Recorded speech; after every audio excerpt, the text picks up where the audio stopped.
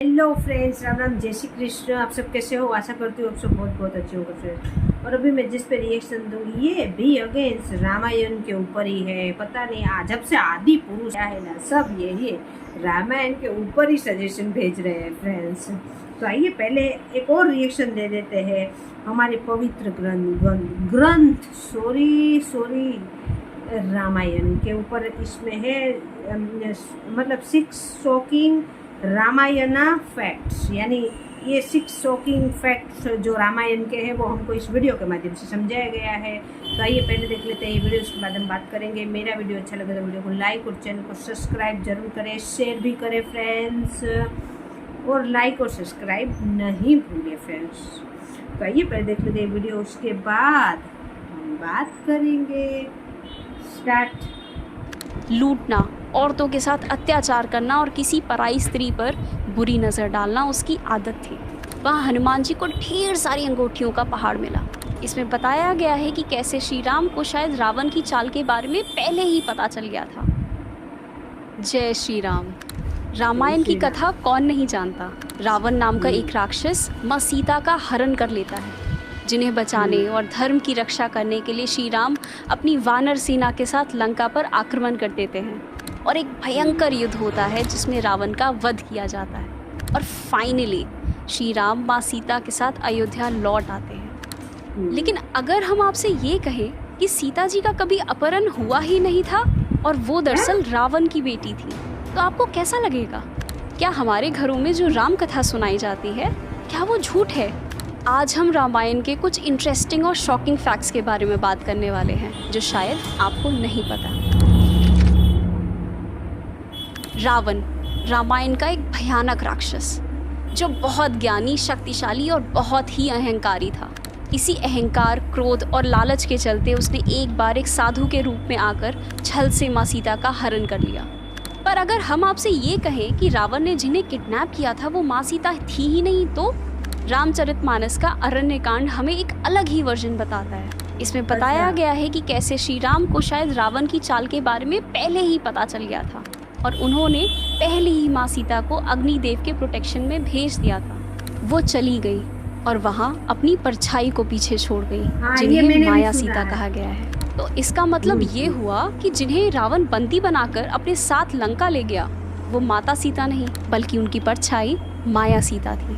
रावण के साथ युद्ध करने के पीछे का असली कारण था इस धरती को रावण के अत्याचारों से मुक्त कराना। रामचरितमानस के लंका कांड में ये भी कहा गया है कि युद्ध के बाद जो अग्नि परीक्षा ली गई वो असली माता सीता को वापस लाने का तरीका था। ये अगली कहानी आपको और भी ज़्यादा सोचने पर मजबूर कर देगी। माँ सीता को ना छू पाने का कारण रावण की अच्छाई नहीं, बल्कि एक श्राप था। कई बार रावण को ऐसे दिखाया जाता है कि उसके बहुत ही ऊंचे उसूल थे, जिसकी वजह से उसने सीता जी का हरण तो किया पर उन्हें कभी हाथ तक नहीं लगाया। पर रावण के उन्हें ना छुपाने के पीछे कोई और ही कारण था। सीता जी के हरण से भी पहले रावण ने हर तरफ अपने बुरे इरादों से कहर मचाया हुआ था। लूटना, औरतों के साथ अत्याचार करना और किसी पराई स्त्री पर बुरी नज़र डालना उसकी आदत थी। रामायण के उत्तरकांड के अध्याय 26 के अनुसार जब रावण तीनों लोकों पर जीत हासिल करने निकला, तब उस समय स्वर्ग में रंभा नाम की एक अप्सरा पर उसका दिल आ गया और उसने रंभा के साथ ज़बरदस्ती करी। रंभा का विवाह रावण के भाई कुबेर के बेटे नल कुबेर के साथ होने वाला था और इस रिश्ते से रंभा उसकी बहू बनने वाली थी। जब नल कुबेर को पता चला कि रावण ने उनकी होने वाली पत्नी के साथ क्या किया है, तो उन्होंने गुस्से में आकर रावण को एक श्राप दे दिया कि अगर वो कभी भी किसी भी स्त्री के शरीर को उसकी मर्जी के खिलाफ हाथ लगाएगा तो रावण का सर फट जाएगा और कई टुकड़ों में बिखर जाएगा। लेकिन रावण का लालच इतना बढ़ गया कि वो माता सीता को किसी भी हाल में अपनाना चाहता था। रामचरितमानस के सुंदरकांड के अनुसार अपनी ही जान को बचाने के लिए रावण लगभग 1 साल तक सीता जी को कई बार कन्विंस करने की कोशिश करता रहा कि वो उसे अपना ले, लेकिन हर बार सीता जी ने रावण को साफ इनकार कर दिया और हर बार ये कहा कि वो कभी भी माता सीता को हाथ नहीं लगा सकता।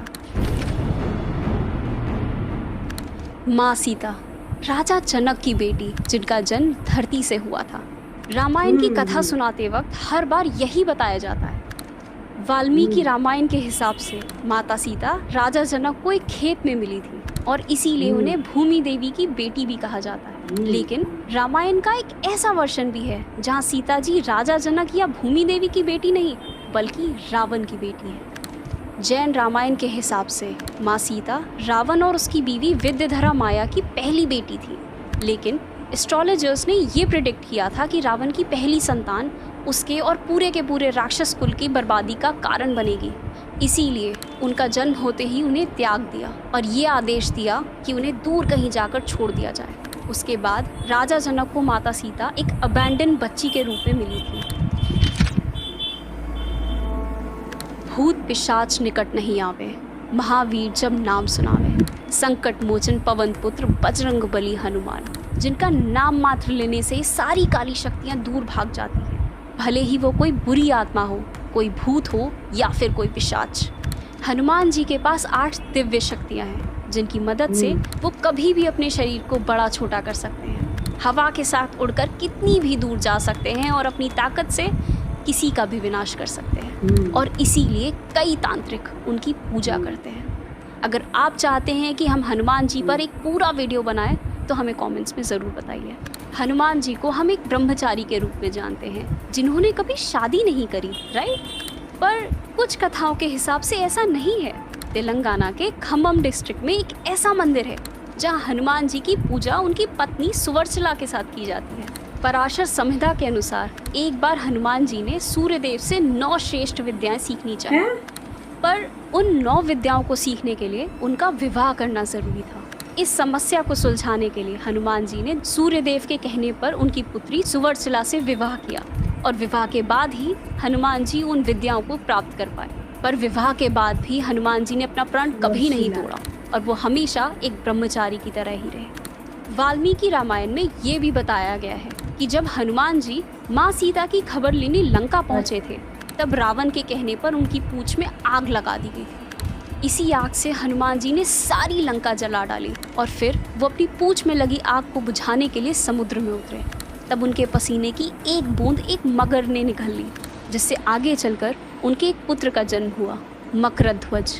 इसी पुत्र को आगे चलकर रावण के बेटे अहिरावण ने पाताल लोक का रक्षक बनाया था। हनुमान जी इस सब से अनजान थे, पर एक समय ऐसा आया जब उनका सामना अपने बेटे से पहली बार हुआ।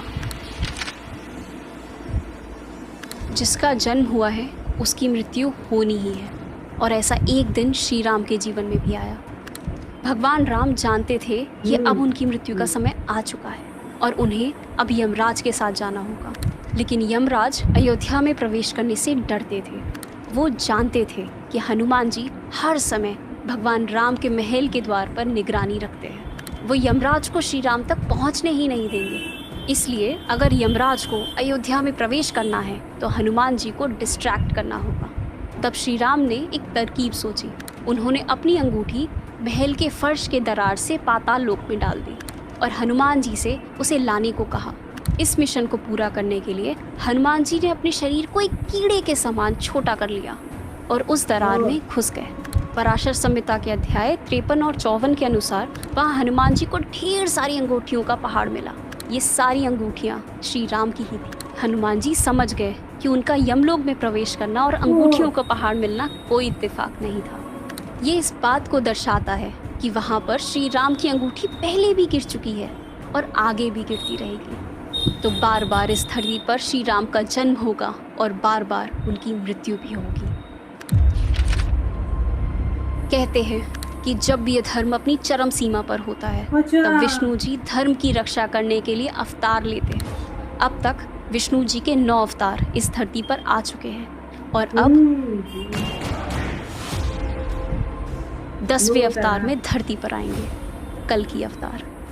त्रेता युग में श्री राम ने कई वर्षों तक राज किया और जब उनके शरीर त्यागने का समय आया तब अपनी मृत्यु से पहले श्री राम ने हनुमान जी को कहा था कि वो कलयुग के अंत तक धर्म की रक्षा करते रहे। जब पूरी दुनिया में क्राइम, मर्डर्स, डेथ और बीमारियां चारों तरफ फैल रही होंगी, उस समय विष्णु जी कल की अवतार में सफेद घोड़े पर बैठकर आएंगे और कली नाम के राक्षस को नष्ट करके अपने दशावतार को पूरा करेंगे। वेदों के अनुसार हनुमान जी आज भी जिंदा हैं और कल की अवतार का इंतजार कर रहे हैं। तो ये थी रामायण से जुड़ी कुछ ऐसी कथाएं जिनके बारे में शायद ज़्यादा लोग नहीं जानते। तो अगर आपके पास भी कुछ ऐसी कहानियाँ हैं तो हमें कमेंट्स में ज़रूर बताइए। And don't forget to subscribe to Raj for more अनकही, अनसुनी एंड अनदेखी कहानी।